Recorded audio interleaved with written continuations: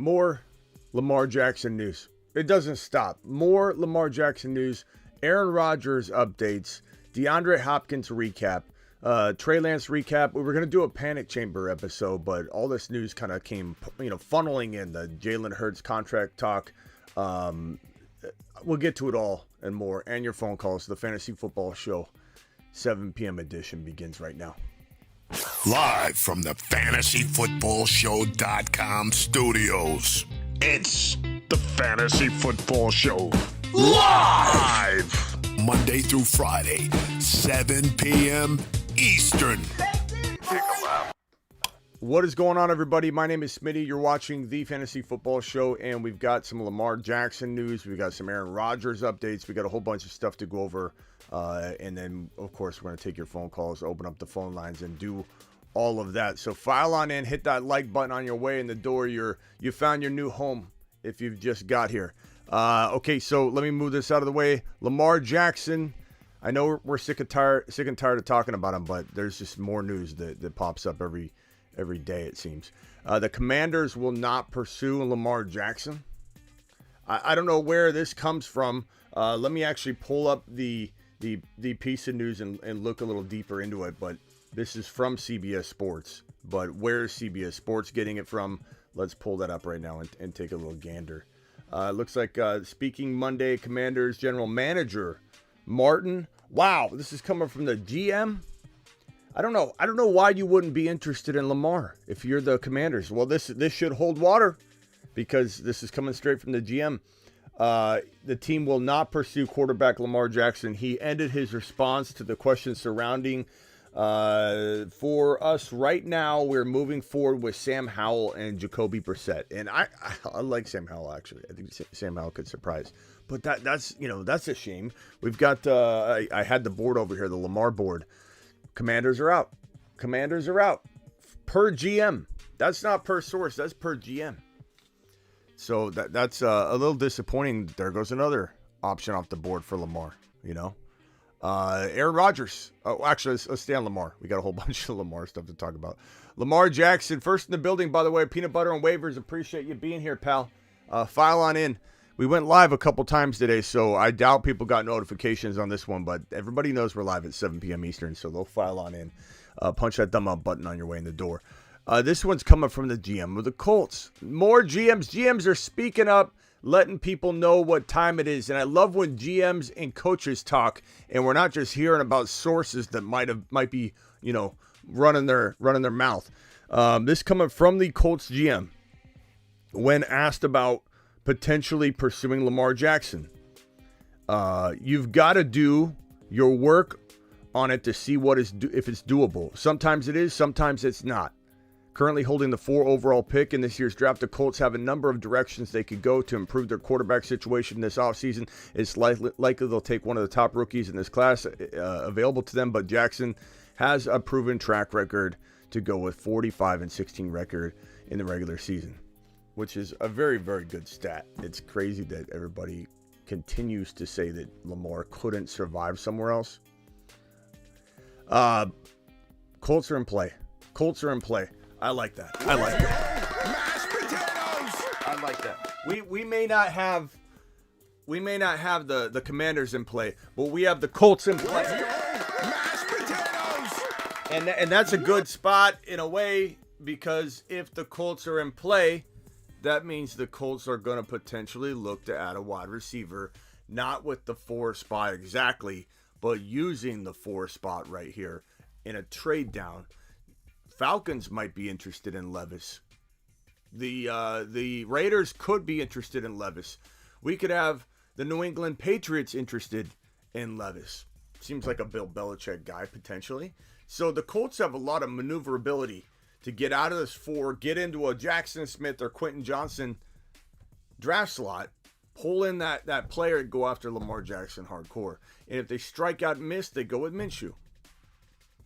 I don't know that they're starting Levis anyway in week 1. He's one of the 4 quarterbacks that feels like he may not start week 1. Kind of raw. I like him. He's got upside, good arm, quick release, but there's a lot of concerns for Levis over the other 3 quarterbacks. Not that Anthony Richardson doesn't have the same concerns, but his physicality kind of overwhelms that concern. But this is good. The Colts are in play. We kind of wanted them to be in play, and now they're in play. We don't know, it's definitely not something that's going to happen before the draft, I don't think. You never know. But I don't think they're surrendering that 4th overall pick because keep in mind, if a team slaps down an offer sheet on Lamar Jackson, i.e. the Colts right here, if they drop an offer sheet down on Lamar and the Ravens decline it, the Ravens get the number 4 pick and the Colts 2024 first-round pick. If they wait until after the draft, the Colts can use this draft capital, slap the offer sheet down, surrender the 24 and 25 first-rounders for Lamar Jackson. And there's all kinds of other things where Lamar could sign his franchise tag, get traded. There's all those possibilities.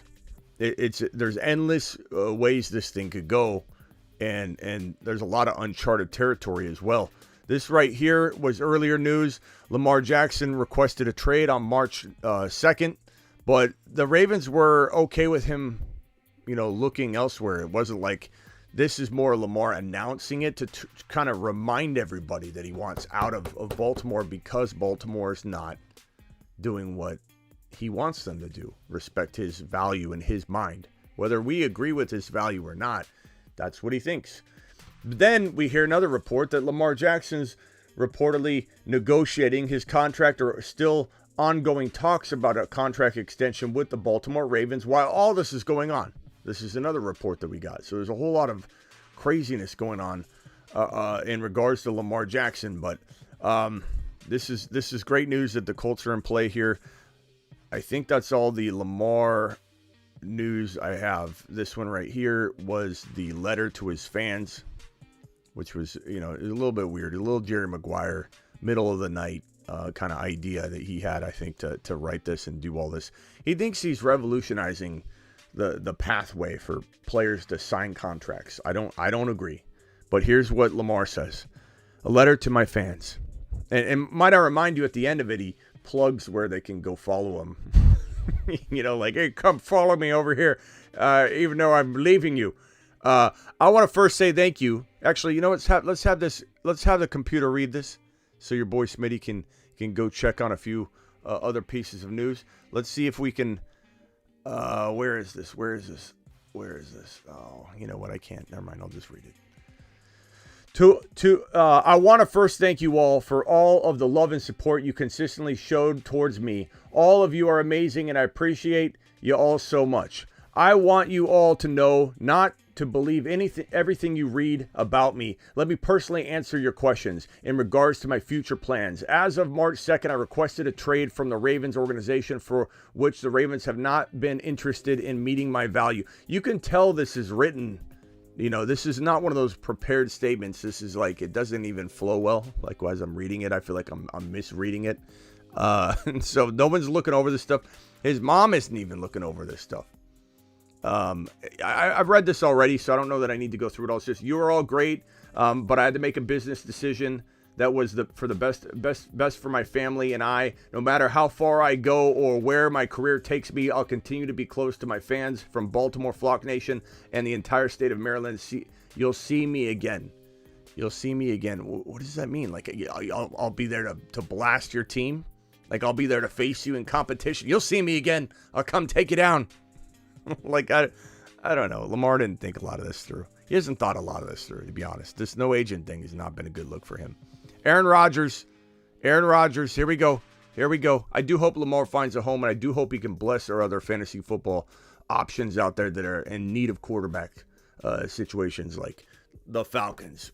Give the Falcons a QB like Lamar to the moon. We'd be celebrating Lamar. We'd be excited for him. To the moon. We'd be saying, Lamar, we support you in an Atlanta Falcon jersey.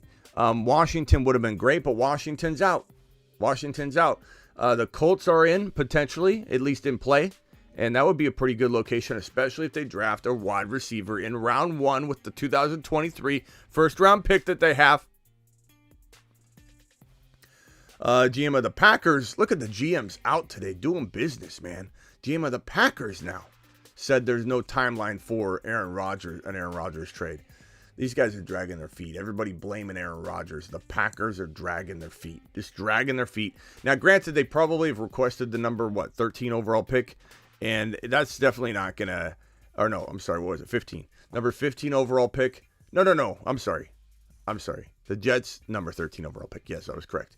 They're wanting this 13 overall pick, which would give the Packers the 15 and the 13, which is pretty darn good. Watch them take double wide receivers to just piss off Aaron Rodgers. Let's take Jackson Smith and Jigba and Quentin Johnson with the 15 and 13 overall picks.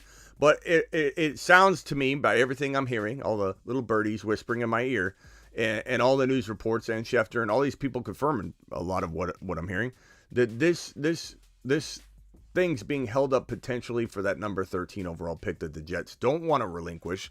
They shouldn't really give it up, but at the end of the day, they might have to get the ball moving, the ball rolling. But there's no timetable for an Aaron Rodgers trade.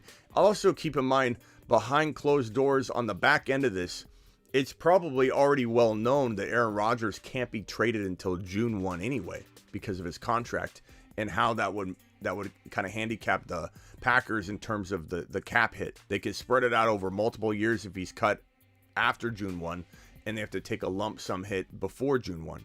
So while we're all wondering, oh my God, this isn't going to work out, and we're all kind of in panic mode waiting, keep in mind that there's a schedule behind the scenes that we're not really privy to, or at least a lot of people aren't talking about it, where this trade might not get executed until June 1 anyway. So they're all just kind of waiting, seeing who's going to give a little more, who's going to budge a little more. But it's going to ultimately happen. The Packers want to move on. Don't worry about that. Here's kind of going back to a piece of news that affects Lamar Jackson, that affects everybody, is Jalen Hurts. The Eagles GM Howie Roseman said the DMs are out doing work today. That signing Jalen Hurts to a contract extension is going to be a priority. This guy's going to sign a 50+ million, could be like $53, $52, $54 million per season contract that's going to up the value of Lamar Jackson. So if a team is wanting to bring him in on an offer sheet after the NFL draft, they better pray to God nothing happens between now and when that happens with Jalen Hurts, because Jalen Hurts will reset Lamar Jackson's expectation. And this could get even messier. Joe Burrow also probably looking at an extension real soon. Joe Burrow and Jalen Hurts are going to reshape the guaranteed money conversation that everybody's complaining about and saying that the owners are against, because this man right here, if he doesn't get $230 million guaranteed, no one's getting $230 million guaranteed. Maybe this puts Lamar in his place, but it also could trigger this thing to get worse, because what's Lamar's guaranteed money going to look like? Is it going to be $250? Is it going to be $200? Is it going to be more? We don't even know. We don't even know. All we know is that Lamar on a 3-year deal could have got $133 guaranteed. It's quite, and Herbert too, Prime. It's quite hard to believe for me that this guy's not going to get upwards of $250 million guaranteed on a long, big, 7 to 10 year deal. I know the Eagles probably want to sign into a 10-year deal similar to Mahomes. It's a team friendly situation, but this could be $200-300 million guaranteed. It would not shock me, and it'd be like an 8 to 10 year deal, but it would not shock me if this man was raking in well over Deshaun Watson's guaranteed amount. Now, granted, the amount of years matters, right? Deshaun Watson's contract, 5 years fully guaranteed, is different than $300 million guaranteed on a 10-year deal, like that. So it's going to be massively more than $230 if it's a big long contract. So Lamar's we don't know what's going to happen. We don't know what's going to happen, but this right here could affect it one way or the other. This is a tipping point. Okay. And if if Jalen signs an extension, Lamar's either going to be put in his place, or he's going to be eager and licking his chops for more money. So this is big news. This is huge news. Burrow's contract, Justin Herbert, Jalen Hurts, all these guys, all three of these monsters signing their contracts. These extensions are going to change a lot. DeAndre Hopkins, I went over this earlier today. Hopkins is he requested permission to go speak to other teams in regards to a trade. Hopkins is going to go do that. We did the list right here. Hopkins landing spots. New England, if they have Lamar, the asterisks, notice the asterisks. Use the key, people. This is why you went to college. New England, if they get Lamar, Baltimore, if they keep Lamar. And then we've got Chargers, good spot. Falcons, potentially. The Jets, they're not done. They're not done. They obviously want to bring in more wide receivers, and that's fine. Aaron Rodgers is just going to have a day. Bengals, potentially. Chicago would be great. I'll actually circle Chicago because I think they're also an excellent spot. Buffalo, excellent spot. KC, Giants. Those are all the potential. I believe that Hopkins lands with one of these teams. And I've circled not necessarily the most likely, but it's a combination of most likely and best spot, in my opinion. Chargers is a great spot. I like that, but there are 3 mouths to feed there, so it's more of like a protection move for Herbert. But maybe a better spot is Buffalo. Maybe a better spot is Chicago, KC, New York, and then maybe the Chargers potentially. In New England, if Lamar's there, that would be amazing. But those are the landing spots for Hopkins. We went over that news. And now we've got this, just to wrap up. So that was the Hopkins news. To wrap up this Trey and Purdy situation, is this it right here? Yeah. John Lynch was just answering a question honestly. So, you can only be mad at him so much or say this is ridiculous support or lack of support when he's answering the question, I believe, as honestly as he can. He does like to butter things up a little bit. He's a great guy. He's fantastic. He looks fantastic. This guy's our bench guy where he looks great. He's real eager to get out there. Like, he's a very positive guy. But you know what? That's what you want your GM to talk like. So I actually like John Lynch a lot more than I did. I think John Lynch is the architect of the Christian McCaffrey trade. So I really think he's coming into his own as a GM. But here's the problem is John Lynch, when talking about his quarterback room, says, we listen to anything. This is on the trade. Where's the other part? Oh, right here. So John Lynch said that Purdy has earned the right to be the team starter in 2023, going into a week 1 where Trey Lance is probably going to start. And you traded up to get him, so you gave up a boatload. And while I'm impressed with what Purdy did, you still got to worry about what you're doing to Trey Lance. You should at least let them compete while Purdy's not even able to compete. You know what I mean? Like, he's not even opening up a competition when, it seems like the Niners are just set against Trey Lance. They've never given him a shot. They didn't start him his rookie year. Almost all rookies start now. And there was an opportunity to start. And when he came in the year prior, and won that Houston Texan playoff implication game, he should have stayed in. But they put Jimmy G in, and Jimmy G ended up choking away in the playoffs. And don't tell me he didn't. Watch the final game. Don't even. So I just feel like they're not setting up Trey Lance to succeed. So why not trade him? Well, that came up. And when John Lynch was asked about the possibility that they could trade Trey, we listen to anything, but we like Trey on the team. We're very excited about the way he's progressing, about his opportunity. I think he's chomping at the bit to get back out there. So it's like he wouldn't have said that if they weren't entertaining the opportunity to maybe listen, to what's going on. So those are all the pieces of news that kind of trickled in. I was going to do a Panic Chamber episode, but there's little bits of new Lamar news to the Colts. There was the Aaron Rodgers update that just came out. There was other Lamar news. It just kind of all flooded in right at the last second. I was preparing the Panic Chamber episode. I even got it open right here. It's there it is. Well, we're going to have to do we'll do that another time because I want it in a separate video. But we'll go over the Panic Chamber on those guys right there. These will be the guys we're talking about on the Panic Chamber, brought to you by Grindhouse. You are entering the Panic Chamber, brought to you by Grindhouse. Vintage movie tees and hoodies. Go check out my boys at Grindhouse, Grndhaus.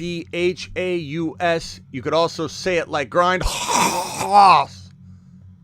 Vintage movie tees and hoodies straight from the attic. Your boy Smitty wears them all the time. I've got a whole just truckload of them. But we'll be doing a Grindhouse Panic Chamber episode. Now the phone lines are open for your calling pleasure. So Dial on in. Call into the show. Call into the show.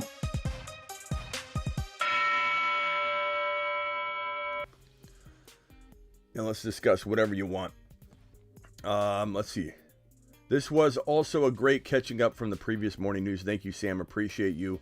Rooting for Purdy, but recovery is the most important thing. Yeah, I think rushing him out is a mistake, and literally announcing him as a starter, it just puts Trey in a bad spot. It's not that I don't appreciate the honesty by Lynch, but it certainly didn't feel like it was supportive of Trey.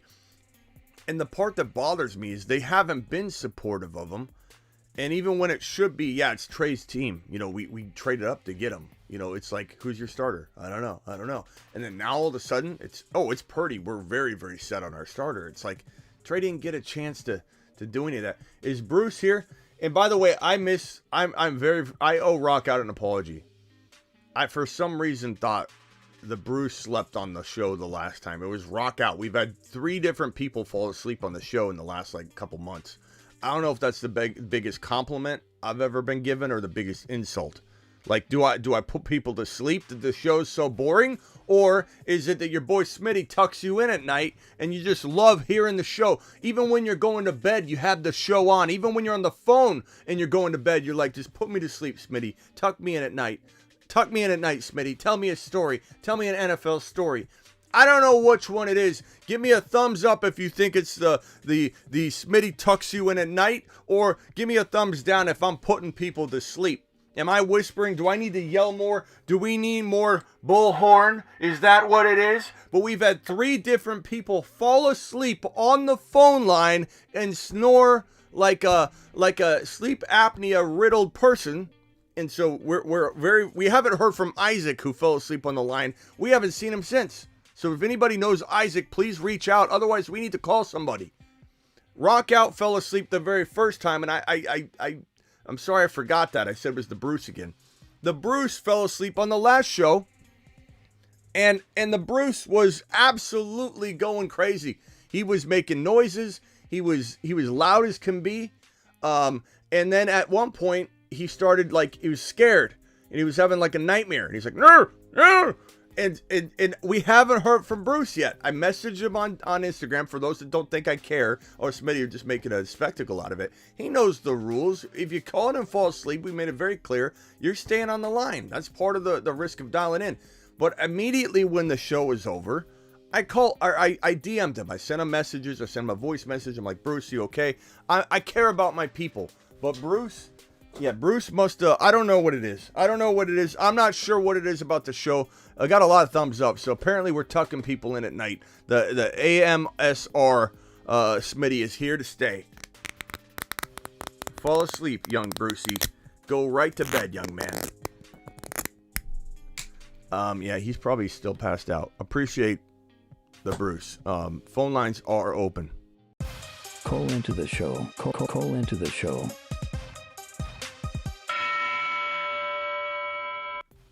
I don't know where he is, man. I have no idea. We haven't heard from Isaac, who fell asleep on the show. Bruce, is it something I'm doing wrong? Smitty, your insomnia's best friend. Thank you. Appreciate you. David, appreciate you, David. You are far from boring, Smitty. Smitty tucks you in. I appreciate that. Sandy, thank you so much. I never fall asleep, Smitty. Thank you, Axe. You know, I kind of prefer it. And I had, people apologize in the past. Why are you apologizing? You be you, bro. If you want to call in and fall asleep on the show, I'm all for it. In fact, if let's say Bruce were an employee of mine, I wouldn't even fire him. That's all part of Bruce. He is who he is. Don't apologize for who you are. You want to call up and fall asleep on the show? We salute you. Antonio just fell asleep. Look, Bruce, if you're out there, please call me and let me know you're okay. I fell asleep listening, but not on the phone call. It says Silver. Silver, good to see you, pal. Silver's the man. Panic chamber for Bruce. Maybe. Let's do it. You are entering the panic chamber. All right, Bruce. Brucey. Oh, man, I'm so worried about him. Bruce, You're in the panic chamber.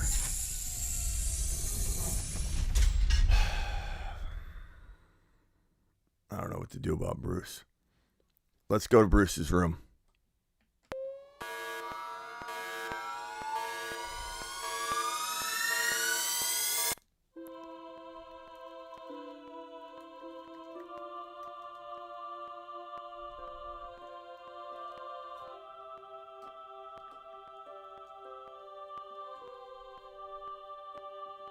Psst.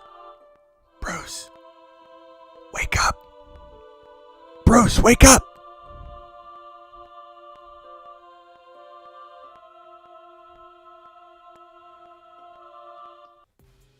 You gotta clean that room. It's a pigsty. All right.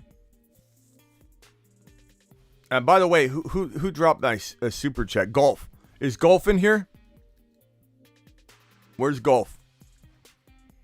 I don't think Golf's in here. Golf, I want to thank you for your super chat. And if someone sees Golf, let them know to reach out to me right now in the comments. All right, dial into the show, guys. Let's go. I think in the building. Bella, check yourself in the building. Bella, check yourself. You got a phone call. Dial in. You got something you want to talk about. I like listening and falling asleep to crypto stories. Cryptid? You mean crypto stories or cryptid stories? Peanut butter and waivers. You got something on your mind. Dial in. We definitely take more phone calls. A lot of shows don't even take phone calls. We definitely take more phone calls than any show I think you could find. Like any show on the radio. I mean, I can't 100% claim this, but I gotta say I feel pretty confident if you were to hold a contest, we would be in the top 1% of all shows in the country that take phone calls. No one takes more phone calls than we do. So, granted, we're going to have more people fall asleep on the phone. We might even have someone get struck by lightning on the phone. Would anybody be that shocked if we were talking to somebody, the amount of people we bring in here on a regular basis? Can you imagine if someone got struck by lightning on the show? It's going to happen at some point. We take a lot of calls. Hayden says if the Colts land a great QB, they could be deadly. I agree they could be pretty good, bro. I don't know about deadly, but I'd say not lightning strike deadly, but I would say they definitely are going to be, players. They're going to be wild card, chasers. They'll have a good like Lamar. If they get Lamar and Hopkins, playoff team. If they bring Lamar in with JT and Pittman, they're going hardcore at a wild card spot for sure. But they're a almost guaranteed playoff team if they.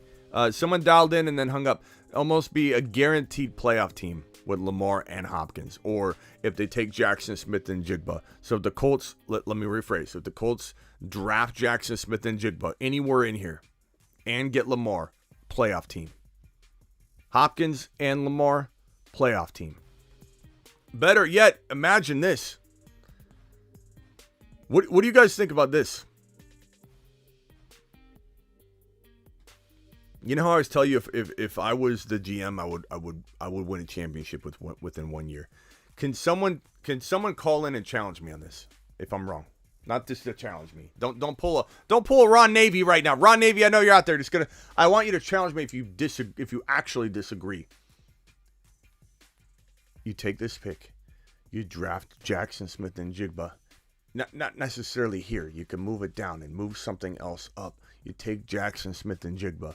You trade a second rounder for Hopkins, a second and a third, or a second and a fourth. Whatever you're going to do to get Hopkins, you go get Lamar Jackson. You have Jackson, Smith, and Jigba. You have Pittman. You have Hopkins and Lamar Jackson. And JT, how do you not have you spend the rest of your time working on your defense and beefing up the offensive line? How do you not make the playoffs, and how do you not win multiple playoff games with Lamar, JT, Jackson, Smith, and Jigba, Hopkins, and Pittman? Lamar would never. That's like the Miami Dolphins. I really don't know how these teams don't do these kinds of things. I know you still need defense. I know you still need offensive line. But you can coach those things up much more You're much more likely to coach those things up if you get the right people in place. So focus hardcore on bringing in an offensive coordinator or a specialist, even mid-season, whatever you got to do. Falcons are the perfect fit for Lamar. Happy Gilmore, I totally 100% agree with you, but we aren't hearing much movement on there. But can you guys imagine? Tell me I'm not winning a championship in a couple years' time with Lamar, JT, Pittman, Hopkins, and Jackson Smith and Jigba. Tell me you're not building a championship team with that squad. I just don't understand why people aren't aggressive like Miami Mike. I'm Miami Mike aggressive. I would get crazy. If I'm the Texans, I take whatever quarterback they feel like they need to get, and I take Jackson Smith and Jigba at 12. Or I take Quentin Johnston at 12. Or I take Jordan Addison at 12. But I'm aggressive. I go and get my offensive weaponry, and I make it happen. Don't need defense in the AFC South, says Kevin. I mean, I get what you're saying. It's funny. But yeah, I mean, you still work on it. You still figure it out. But why not? Why not go all in? What is Jackson Smith and Jigba? Wide receiver? Yes. Hayden, he's a wide receiver. He's probably the number one ranked wide receiver across the board. I like Zay Flowers as a real crafty, sneaky number one from this class. Kind of like JJ. Justin Jefferson was not the consensus number one. Really wasn't even the consensus number two wide receiver from the draft class. But you knew he had the Zay Flowers vibe. Like, you knew he could be. But he was ranked oftentimes 2, 3, or 4.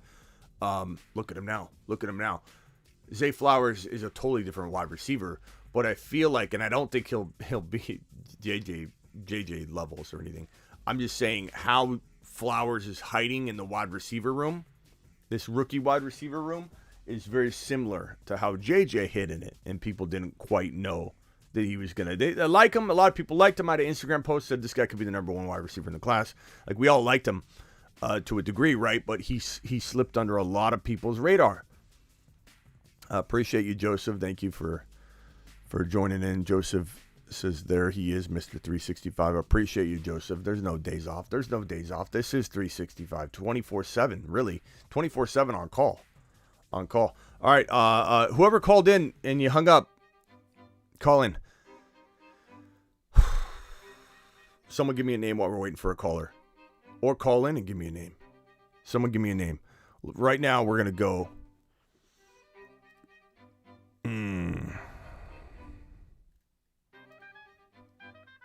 Give me a name. Someone throw a name out. Boom or bust.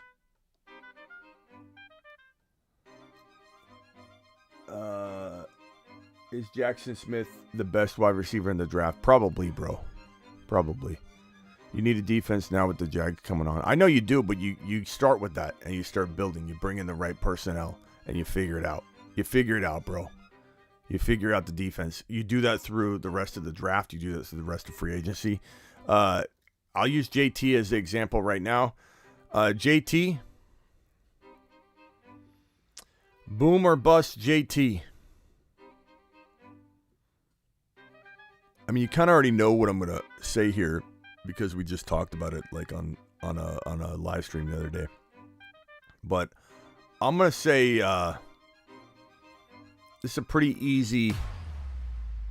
Smitty says fire. Pretty easy fire. Pretty easy boom.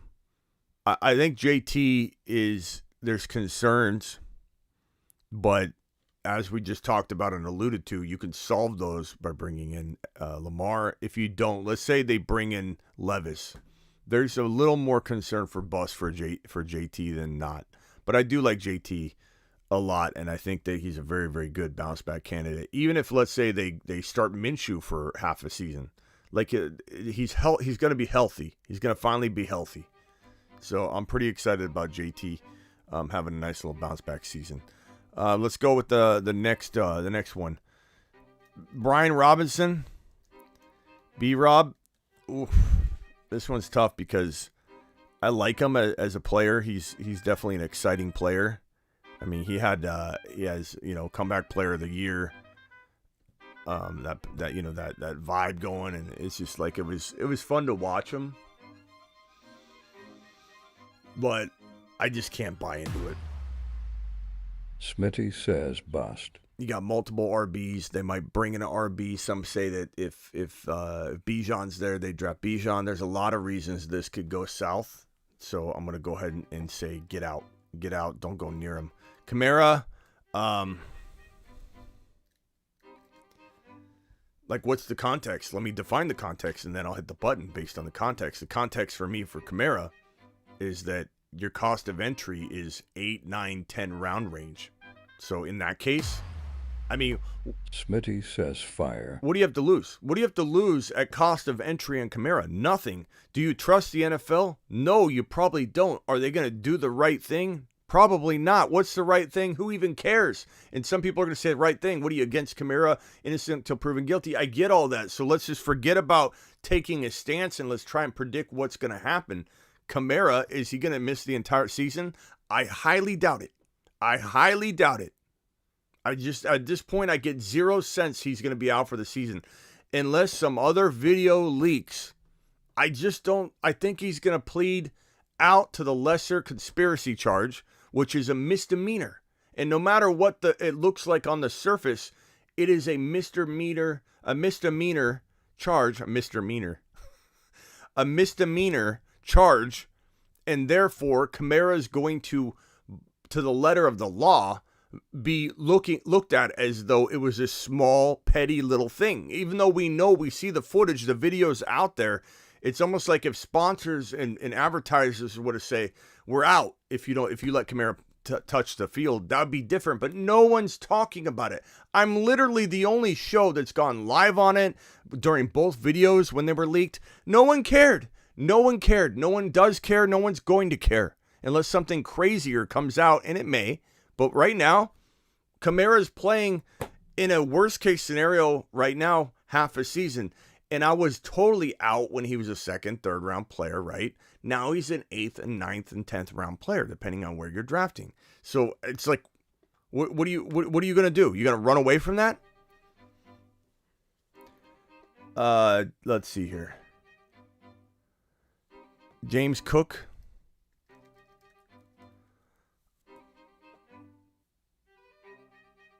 This just feels a lot like let me get what's this text I got here? I messed up something. Hold on. Let me switch it back over so it's a little bit more legible. There we go. Like, why buy into him? What's his cost right now? What's his ADP? Like, why buy into him? I don't feel like he's safe at all. I don't feel like he's safe at all. Do I like him? Sure. Are the Buffalo Bills actively potentially trying to bring someone in better than him? Yeah. I mean, we're hearing Derrick Henry rumors. We're hearing Jahmyr Gibbs and Charbonnet, and maybe they bring in a rookie. So for me, as much as I like him, as fun as it is to say, oh, James Cook did really well at the end of the year, it's James Cook season, he's on his way. Like, good, go after him if you want. I'm going to go ahead and step back and watch from afar, and I'm going to let someone else take this gamble. And if it works out, I will be the first one to clap for you. I'm not rooting against him, but I'm certainly not going down this road. Smitty says bust. Not doing it. Not doing it. Oh, hold on. We got a couple others to do. This is a prime strawberry watermelon. Prime straw watermelon. Let's go ahead and let's review this. It's got a pink bottle. It's a strawberry watermelon. 20 calories. The fruit punch one that I love, or this one's called tropical punch. It's 25 calories. So this already has a nice little edge that it's only 20. But let me drink it like Trump. I don't think you could truly taste something if you don't drink a drink like Trump would, where he goes like this.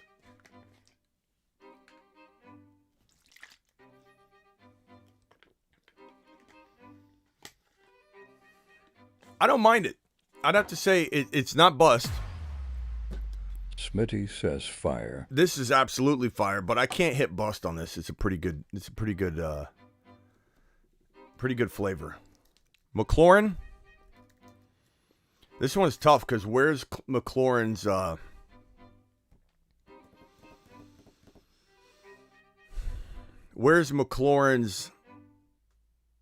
ADP right now? Let's go look it up. I'm going to look it up on Underdog Fantasy, promo code Smitty. Let's see where McLaurin's going. McLaurin is getting drafted at wide receiver.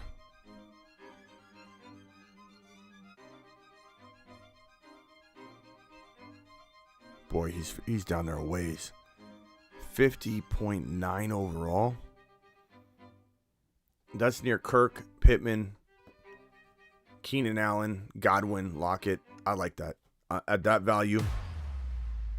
Smitty says fire. I don't know if it's fire, but I don't have a middle button, and I need to have like a lukewarm button, I think. I thought it'd be fun to force myself to go one direction or the other, but I oftentimes I keep hitting fire on something I don't feel is ultimately fire. But he's not going in the 13th round, Steven. He's not going in the 13th round, bro. You're live on the Fantasy Football Show. Who am I talking to? That's the same caller. He's hung up 3 times in a row. I don't know if he's stage fright. I don't know if he thinks that's bothering me. That he's hanging up. I don't. Doesn't bother me at all. But that's the second time that this caller has done that. I mean, bro, just dial and talk. Dobbins.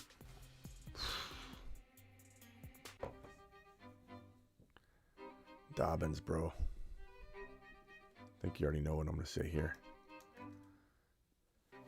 This one's really hard. No, it's not.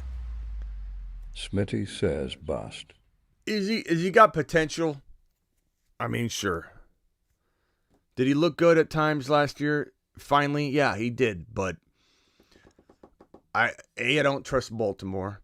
B, new offense is getting installed. C, we don't know how everything's going to play out, right?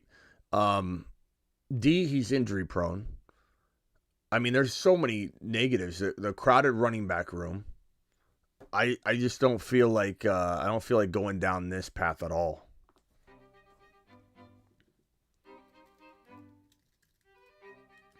Barkley.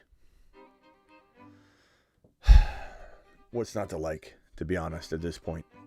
He's fully healthy. I was worried about him coming back from his ACL recovery his first year. I was even worried heading into his second year back from an ACL recovery because, we didn't really see anything yet. We were worried about what we get. He played great. Looks healthy. Danny Dimes got his extension. Barkley's gonna have a day. There was news also today that came out that said that Barkley. It looks like they want Barkley to be with the organization for life, which is always nice to hear, at least. And you know that they're looking to give him the contract that he wants, right? At least they're going to talk to him about that. Here's this report right here on Saquon. Let me get this out and put it on the screen here. So, they're obviously actively looking. Just because their franchise tagged him doesn't mean they're not going to try and get him into a long-term deal. Giants owner John Mara said that the team wants Saquon Barkley to be a Giant for his entire career. And so just because Danny Dimes got his big payday doesn't mean that Barkley's not getting his payday. Barkley looks great. Barkley looks fantastic. Darren Waller's there. Not that he's the best thing since sliced bread, but it is a nice weapon for Danny Dimes. Offense is getting spread out a little bit. It's all good. Hopkins. Smitty says fire. Maybe Hopkins is on the way. You know what I'm saying? You get Dobbins in the 6th round, so what, says Steven. Dobbins is too talented. Gus Edwards is not taking his job. I don't want either one of them. Why? Why worry about it?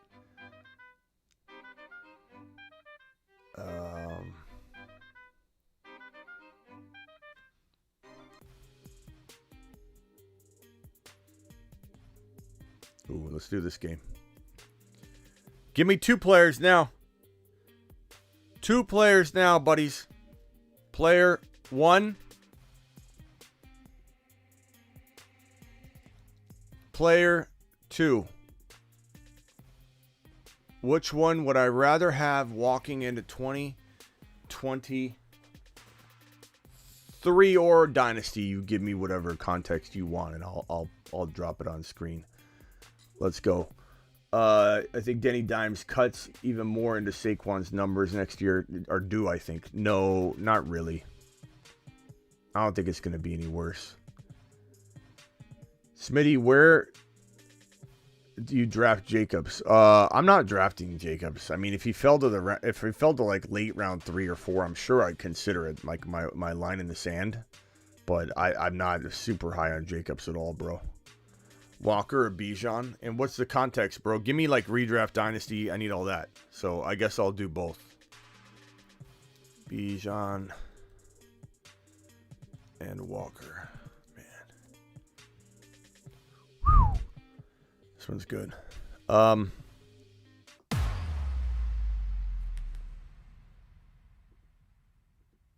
Maybe I should put him in the right place. Bijan. Look, I love both of them. I love both of them, bro. I love both of them. But I think Bijan's generational beyond generational. I think Walker's, he's borderline generational for sure, but he needs his situation to cater to him and make sure he continues to evolve and thrive. And I need to see all that, you know, and I love him. I mean, Walker's one of the biggest steals in fantasy football 2023. Why Walker's going at 15 to 24 overall is beyond me. It's win a league territory for Walker. Absolutely love him. But across the board, I want Bijan. I just feel like this is the next Adrian Peterson. You can't go wrong with either. I love both of them, but I have to say, yeah. So we're gonna go Walker and Hall for this next one. Walker and Hall. From redraft perspective, I'll answer both. From a redraft perspective.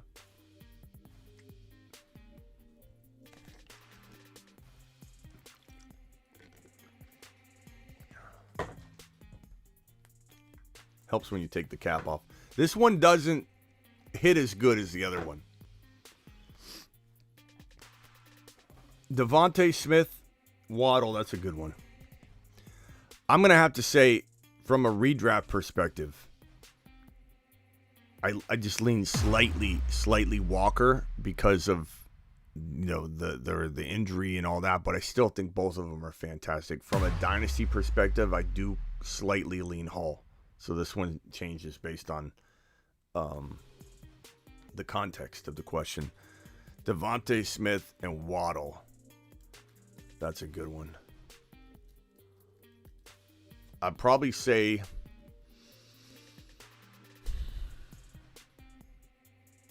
God, that's a tough one. I almost feel like I'm not going to touch it. I'm going to leave it as equal because, I mean, they're both number 2 wide receivers on their team. They both have the potential to be their number 1s on their team at times, right? But they're not going to fully take over unless an injury happens. A.J. Brown's got a little bit more injury concern right now, today, not long term because Hill's getting older than Hill. But both offenses are high octane. Both wide receivers can live in the top 10 even though they're number 2s for their team. I'm just going to say it's a draw. It's a draw. Sanders or Pacheco? That's a really good one. Dial into the show.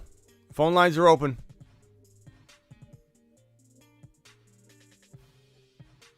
I don't trust Miles Sanders yet. I know he's going into a pretty decent situation, but it's going to be hard for me to trust him.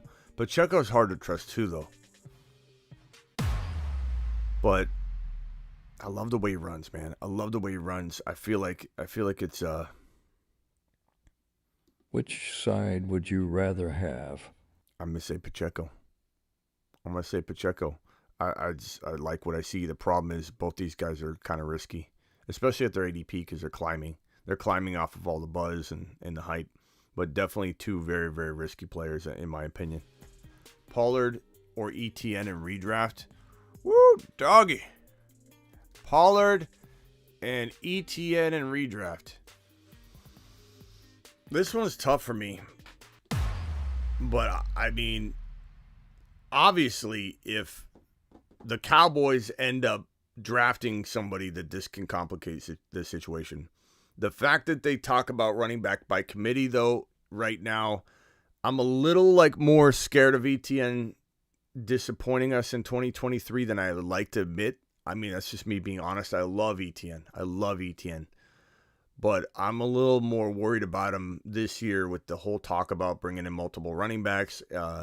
This staff kind of likes running back by committee approaches. We are worried about bringing in running backs in Dallas too. With they draft Bijan Robinson, Pollard would just get annihilated in terms of fantasy value. But at the end of the day, this guy could be a top 5 running back. This guy could be a top 8 overall player.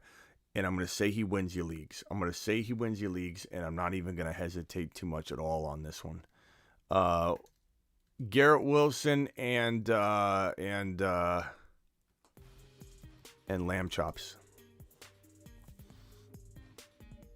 You guys know I love Lamb. But this is a top 4 wide receiver this year, in my opinion.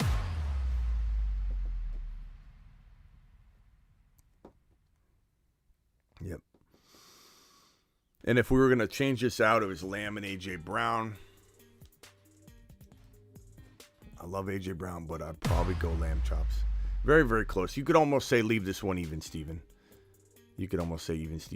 All right, I'm going to take one caller. Dial in.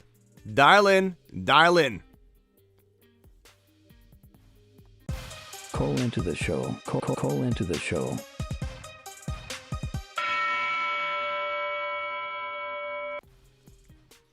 Rise Above says, I was reading that the coach said Miles Sanders will be a 3-down back. I thought you said top 3 back. I was like, whoa, a 3-down back.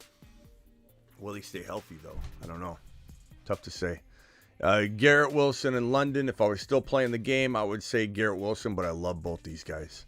Green Bay, Aaron Rodgers, or Baltimore, Lamar Jackson. Green Bay, Aaron Rodgers, pal. Definitely. Richardson, Stroud, or Bryce Young in Dynasty. I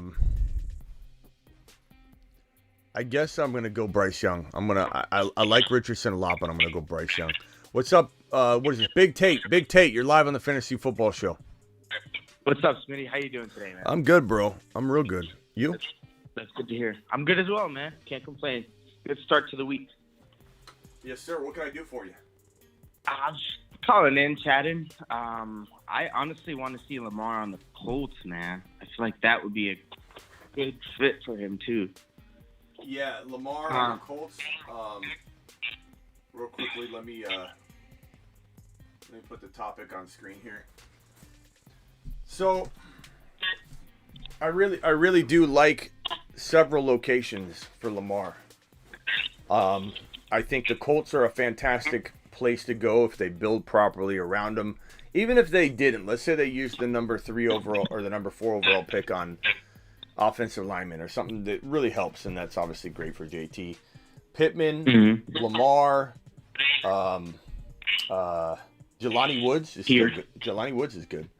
Jelani Woods, yeah. Pittman, JT. This is still a really good team. It's a much upgraded situation. This is a playoff contending team immediately.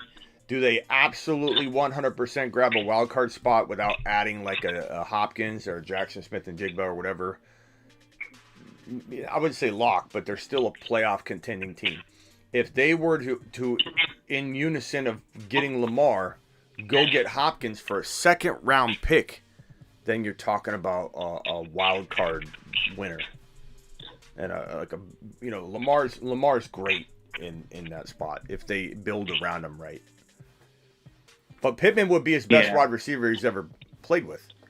You know, you could say that Andrews was a wide receiver to him, but you know, we know he'd take care of Jelani Woods.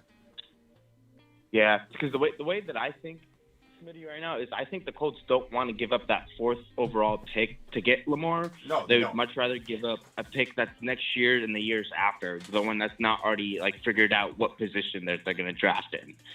So what I think is if they go after Lamar, I think their best decision is to trade back and get maybe Jackson, Smith, and Nigba, or the D-Hop route. That would also be. Well, keep in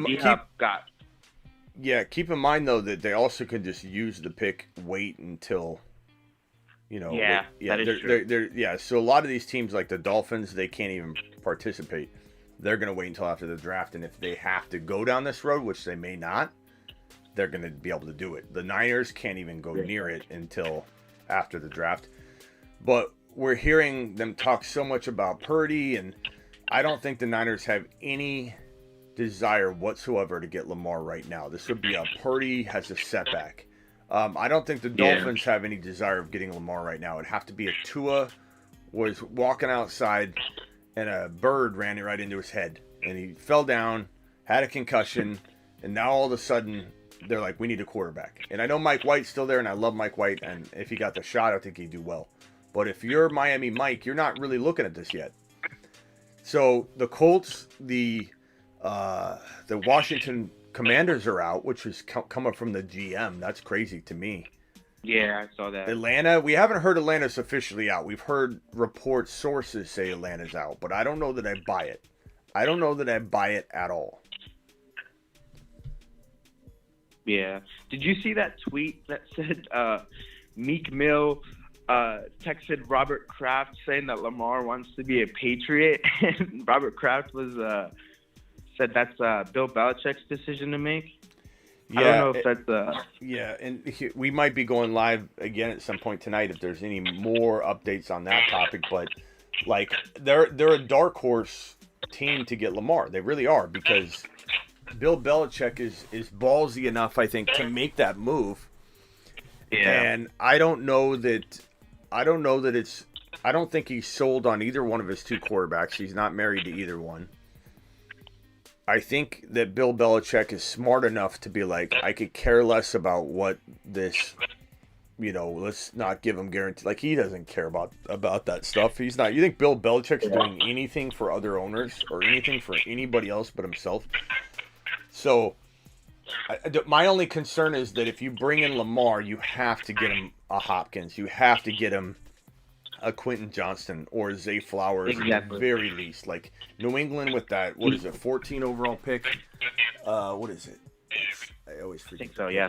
Somewhere around there. New England's got 14.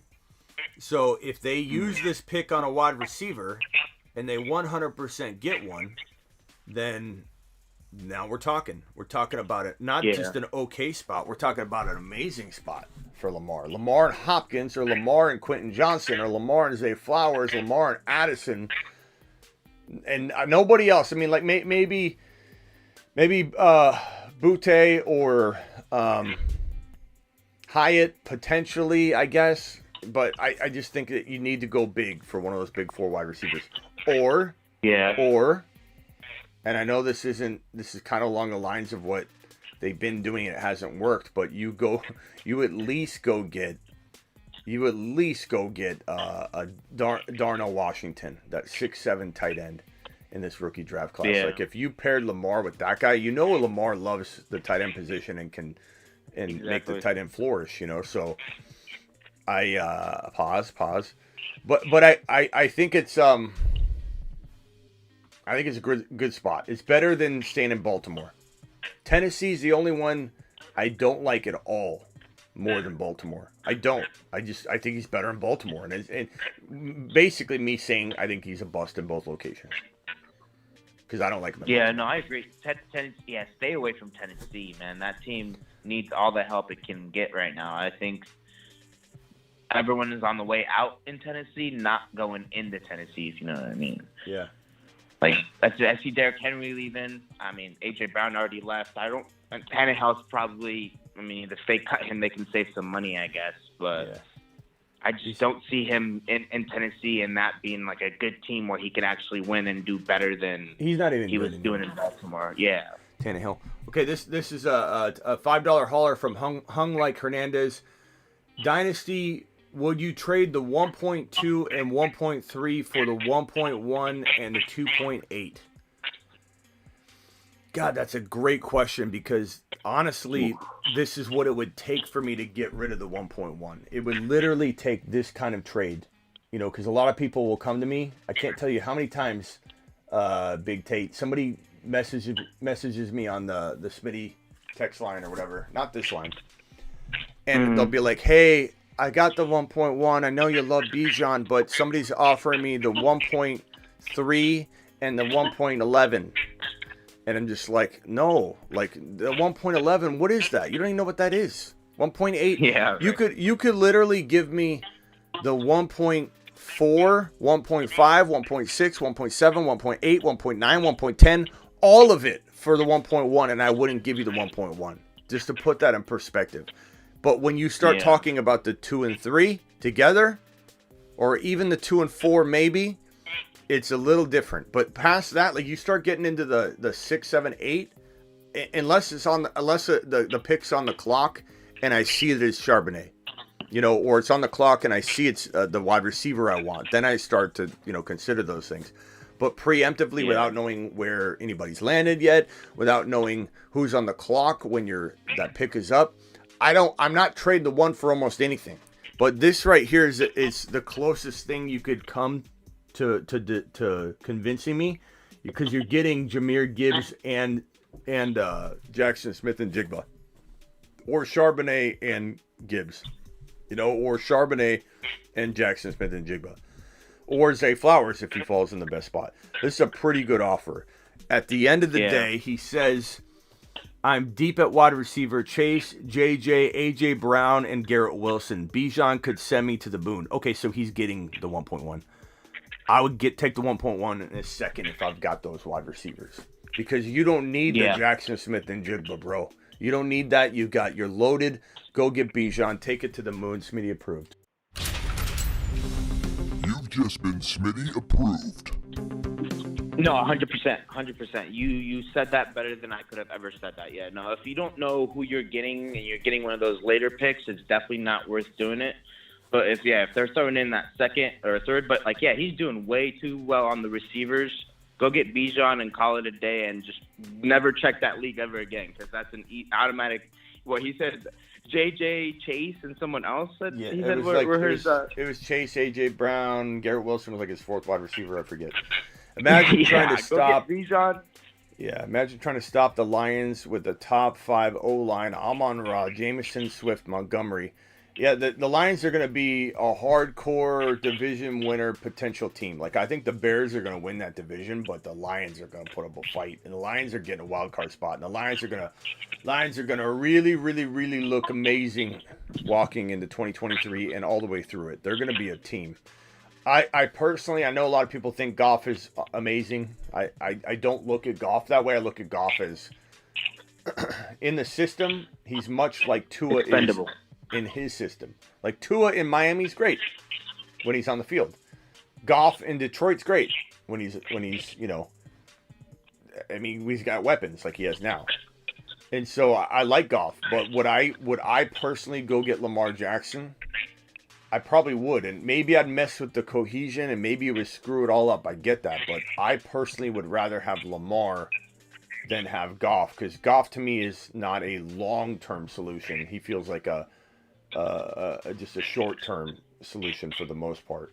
I could be wrong on that, but it comes down to, do you see Lamar as a bust walking into the future years, no matter where he is? I don't. I think he's a bust if he's in Baltimore. I think Lamar is a bust if he's in Tennessee. If he goes to Atlanta, or he goes to the Patriots, or he goes to the Colts and they support him and bring in another player. If he goes to the Lions with all that talent, I think Lamar Jackson shines. And I think he shines more than Goff is currently shining. And it's to be debated. I get it. I get that. But I personally would go get Lamar. I think it's worth it. With all the talent they got, you put that in place, what's going to stop you? The Lions are going to be unstoppable. They're already really, really good, but I think with another... I know a lot of people are going to disagree with me on that, but that's fine. I get it. What else? What else you got, bro? What else is on your mind? Last thing I was just gonna say, I know the last I checked on Hopkins was that the Cardinals are finally allowing him to talk to other teams, but I also saw that they were asking for a Christian McCaffrey-like package. The man's old, you know. I don't think you're gonna be able to get Christian McCaffrey-like package for him, you know. So I feel like that trade and the Rodgers trade are the two ones that are kind of holding up everything in a way. You know, I know the Packers and the Jets still haven't agreed on terms yet. I feel like it's both sides trying to get the better end of the deal, you know, so it's holding everything up. But I think eventually the Cardinals are going to finally give up on D-Hop. And I know they were asking for a second rounder and an asset. Yeah. I really don't think. Yeah, no one's going to probably. probably. Brandon Cooks. Yeah, with Amari Cooper's deal, you know, all those trades that have happened this past offseason, it has significantly shown that D-Hop really isn't worth a second-round pick, to be honest with you. Yeah. No matter how good he is. I love D-Hop. I'm a Cardinals fan. You know, I'd much rather have him stay as a Cardinal, but we got to be realistic here, you know? Yeah, I don't. And big Mr. Grapefruit says, I think Kyler plus something for Lamar is interesting, too. The problem is Gannon loves Kyler, loves him, and he can't even walk back what he said. He's like, the reason I took this job was Kyler. I wouldn't even took it if Kyler wasn't the quarterback. Like, what are you gonna do? Trade him? What are you gonna do? You can't at that point. Yeah. So Gannon's all in on Kyler. Unfortunately, I'm a Cardinal fan as well, and unfortunately, I feel like it's gonna be a long road with Kyler. I am a little bit more hopeful that Kyler, if he's happy with his staff and feels supported, maybe he steps up. But you know, it's not like we're making up stuff, you know, in the industry about Kyler, like, oh, he's this crybaby and it's overblown, and we're not. The players themselves have been like, this guy stays to himself, like in his little locker area, doesn't talk to anybody, doesn't hang out with anybody, doesn't build rapport. Like, how do you expect to play for somebody, believe in them when you don't even know them? You know, so like Kyler's a poor example of a leader, and maybe he grows up. He's still very young. Maybe Gannon gets the most out of him. Maybe I get behind Kyler again, and I'm like, let's go, because there were times where he looked amazing, and his size did not hold him back. So when people say, I think, blanket statements about Bryce Young won't succeed, look at Kyler. It's like, what are you talking about? You're drawing a conclusion off of a player that succeeded based on his size, but is failing because of his attitude and mindset. Like, Kyler's had tons of success at the NFL level. Kyler's been thought of as a top 5 overall quarterback in both fantasy and in NFL standards at one point. Kyler was in everyone's top 5 or 6 quarterbacks, fantasy or just quarterback ranking, and everyone knows it. They're just choosing to forget that they had that ranking in their mind at one point. So Bryce Young, I'm not even worried about his size. But yeah, it's definitely not. What's your prediction, Smitty? What do you think is the order of the quarterbacks? How do you think it's gonna go? The only thing I know for sure, bro. I mean, I can give you my guess at the end of this, but the only thing I know for sure is Stroud is the most likely to go 1 or 2 for sure. Richardson could go 1, but he could also go 3. And Bryce Young could go 1, but he could also go 3. Stroud can't go 3. He's either 1 or 2, so that's so weird. It's just it's a weird overlap. But if I had to guess from everything I'm hearing, Stroud's going 1 to Carolina. And look, McCown, the quarterback coach, Josh McCown, said we'll play, you know, they had the video footage of him saying, hey, we'll play a pickup game of horse when you live in Carolina. Now, he could have just been saying that, like, go get him, you know, get on your horse and you know what I mean? Like, I've said things, I used to coach different sports and stuff like that, and there's things you say to motivate somebody sometimes. So, like, he could have said that, and it'll be funny if he says that to Bryce Young. Hey, when you have a house in Carolina, we'll play horse. Like, then you're gonna be like, whoa, this guy says this to all the quarterbacks. This guy says it to all the quarterbacks, doesn't he? But that was very telling. He's the quarterback coach. He's got a lot of say, but he doesn't necessarily make all the calls. You know, so he can't necessarily speak for the Carolina Panthers as a whole, right? They're going to listen to him very strongly. Maybe he already knows they're picking him and he let it slip out. But I felt very strategic to me for him to say that. But from all accounts, from everything we've read, including that, everything we've heard, including that, it sounds like Stroud is going to Carolina. But, Anthony Richardson hasn't had his pro day yet. That happens. Well, it happened today. So there's a whole lot. Or no, it's is it today?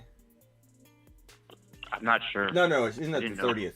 Is it the 30th? I think it's the 30th. Yeah, he has the pro day on the 30th, I believe. So once Anthony Richardson has his pro day, I think we can speak a little more confidently about it. What if he goes out and just goes absolutely bonkers? What if everyone's like, oh my God, this guy didn't miss a throw. He commanded the entire workout and he did all the things Stroud did, but he did things that Stroud didn't do. Then all of a sudden, we're talking about Anthony Richardson. But if I had to say, I'd say Stroud. I'd say Bryce Young goes to Houston. I would say Anthony Richardson goes to whoever trades up into the number 3 pick. Either on the clock, the Cardinals get the opportunity to trade the pick away on the clock because somebody says, wow, Richardson's there. We weren't sure. We didn't know. We didn't really want Bryce Young because a lot of teams might want Bryce Young. A lot of teams won't want Bryce Young. Every team would want Stroud. Every team would almost want Richardson. But there's enough of them that, don't. Like, Stroud's the one that, like, anybody would take him at 2. No question about it. So it just depends. And then I think Levis maybe goes 4, but I wouldn't be surprised if the Colts go the direction of Lamar. And then they trade out of it or whatever. I don't know. We'll see. Levis is good, but I'm not totally sold on him yet. Levis reminds me of like when we were watching Zach Wilson throw at his pro day, like when he was getting drafted. Like, oh, this guy has a cannon, and immediately everyone was saying this guy to the moon, this guy to the moon, and then look where Zach Wilson is at now. So I think more than ever now you're starting to see teams really try to get this correctly because we've seen it more than ever where teams have, like the Cardinals themselves. Josh Rosen a few years ago. You can't really invest that much high draft capital into a guy that's supposed to be your future and then give up on him 2 years later, like Josh Rosen, like I said, for example. But you really got to get this right, especially for the Colts who have had 1 year Phillip Rivers, Jacoby Brissett, all these people coming in for 1 year. I think they finally know that in order for them to win, they have to find somebody that's going to be able to stay there longer than 2-3 years. Andrew Luck was the last guy that they had that they really loved at quarterback, I'd say. Yeah. I hear you, bro. All right, anything else, man? No, that's it, man. Just wanted to call. All right, Big Tate. A little bit. Call in anytime. Man. Call in anytime, man. Call in more often. Later, pal. Everybody, make sure everybody hit the thumbs up button right now. No one grinds as hard as Smitty in the off season. Smash it. We're going to get it done this year. We're really going to get it done. We're going to bring it home. Yeah, buddy. All right, appreciate you. All right. Have a good Monday, Smitty. Later. See you, man. Yeah, let's see some of these. Joe Burrow, like Star Wars Battlefront 2. What's this going on? Stroud, Young, Richardson, Levis. I mean, that's the most likely order. But you just never know. You never know. If I had to guess, that's the order. I just don't know if Levis will go 4 or like 7 or 4 straight quarterbacks would be crazy, especially.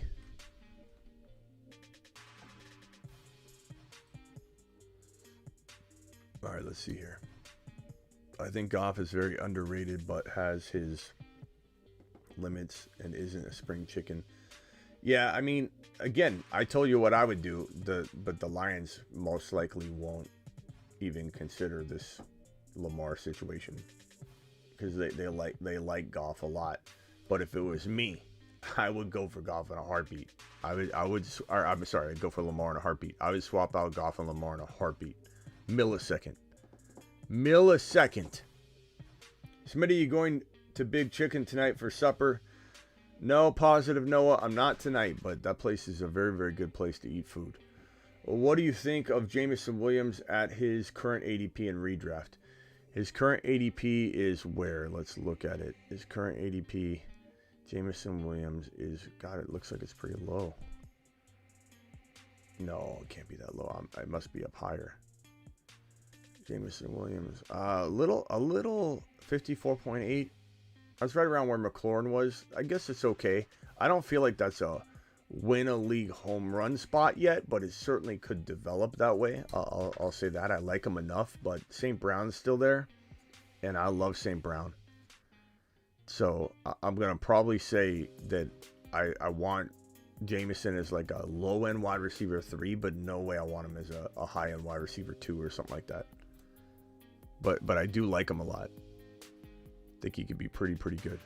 Levis kind of like Matthew Stafford. Yeah, I think that could be. You could have a ceiling value around that area of player. It's a pretty good comp in a way. Or Goff. Levis and Goff. You could say that. Robert says, all I know is my dynasty team has JJ, Christian Watson, Garrett Wilson, and Drake London, which is absolute straight fire, bro. You've just been Smitty approved.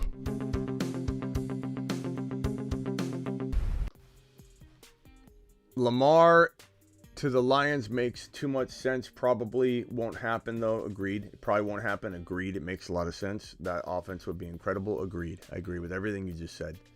Probably not happening. Should it happen? Yes. Is Lamar better than Goff? Absolutely.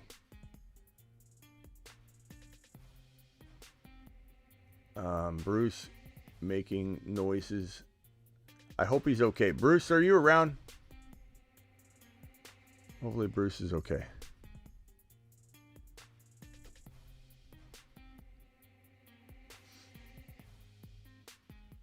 All right, guys. Appreciate you. This has been an hour and 15-minute show. Doing it live. I might be back on breaking news per usual. 131 of you in here. Please punch that thumb up button and get those numbers to match. 70 thumbs up. 131 eyeballs. Panic Chamber episode maybe tomorrow or tonight. I'm not sure. I'm not going to probably go live to mock draft or live draft or anything. But if any news breaks, I will be live. Because that's how I roll. I'm live on call. 365. 24/7. Monday through Friday, I'm 7 p.m. I'm live whenever news breaks, hence the on-call. I'm live at midnight on Tuesdays, Thursdays, Fridays, and Saturdays. Not guaranteed. These are bonus shows. If I don't show up, I'm sorry. But I pretty much show up, I'd say 80 to 90% of the time in the off-season. During the in-season, I show up about 99% of the time. But during the off-season, things come up. But my midnight graveyard shows are Tuesday, Thursday, Friday, Saturday. So look for that. Appreciate you, MT, Mike T. Thank you, Travis Rowe, in the building. We need to find out if Bruce is okay. Bruce fell asleep on the last show, so hopefully he's okay. I will see you all on the flip side, and I'll leave you with the Breece Hall video, music video on the way out the door. Thank you all. Thank you for the super chats, by the way. Breece Hall is 8 foot tall. He will always answer the mother freaking call. Don't let him fall. In the third, don't stall. Just give Batman the freaking football. He's Breece. He's Breece. He does a hull of a job. A hull of a job. A hull of a job. Breece Hall, please report to the moon. He does a hell of a job. So somebody asked a great question before you go. 124 of you still in here. I lost about 10 of you during the Breece Hall video. Shame on you if anybody left. We haven't done a Dynasty video. Let's go on Dynasty real quickly. Everybody follow me to the Dynasty channel. Here's the link. We're going to do a Dynasty show real quickly. We need to do a Dynasty show every day. Ron Navy, thank you for the there is no off season. It's continuous season. Yep, it sure is. Thank you, Ron, for the super chat. Guys, here is the link to the Dynasty channel, okay?